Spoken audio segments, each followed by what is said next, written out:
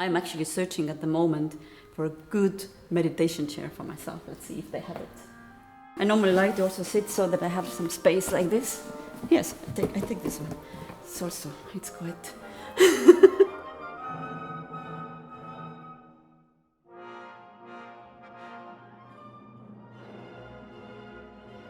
I would say a world citizen who definitely knew very well his roots and decided to stay true to his roots. His music is really very much rooted in the Nordic mythology and Finnish epic poem Kalevala and nature, very much this connection. Many people have also accused him not to being modern enough and so on, but it's absolutely not true because he was in many ways also revolutionary, but in a hidden way. If we look under the surface, he's really bringing so much new, especially to the aspects of harmony, but also form.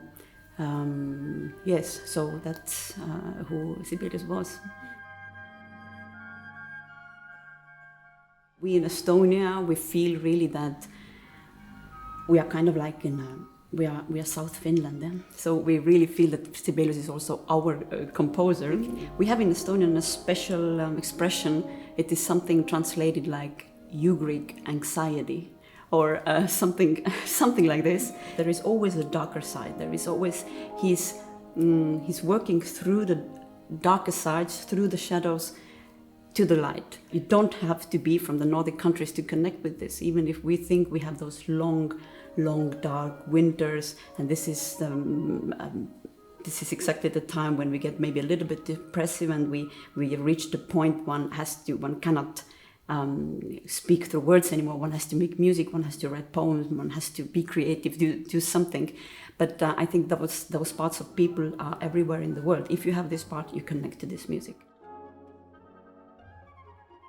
Epic. Essential. Rooted. One of the very first pieces I studied from the symphonic repertoire was Sibelius I. Big scores, you work for the very first time as a real beginner. It has really a deep meaning, and it has an impact to you for the whole time, the rest of your life. And for me, Sibelius' first symphony is really like, it belongs to the classics. For me, it's almost like one Beethoven symphony.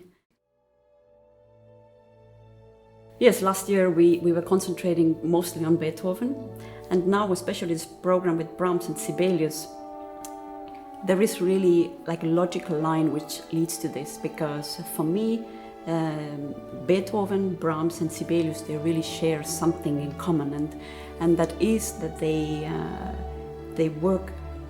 all work with little musical material, with musical cells, motives, and they develop this. They just develop it in a very different ways, but everybody in a very unique way. And if Beethoven has more this motivic development, and then Brahms took more, was developing it like variation. Developing variation was more his direction, and Sibelius is just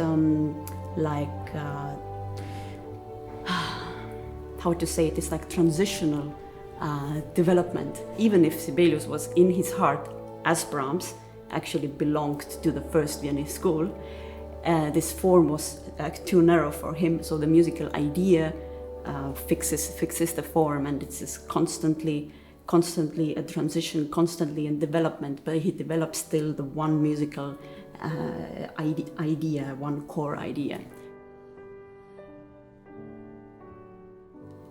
In a way, it's two first symphonies, because we know that Brahms needed a long time before he finished.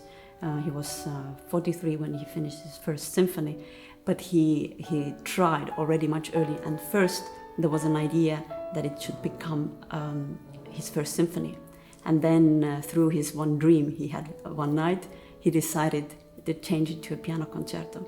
But we see very much symphonic material in this piano concerto, and where the soloist and the orchestra are really equal partners, and there is a big symphonic development in this. So it's, in a way, it's like two first symphonies in a way.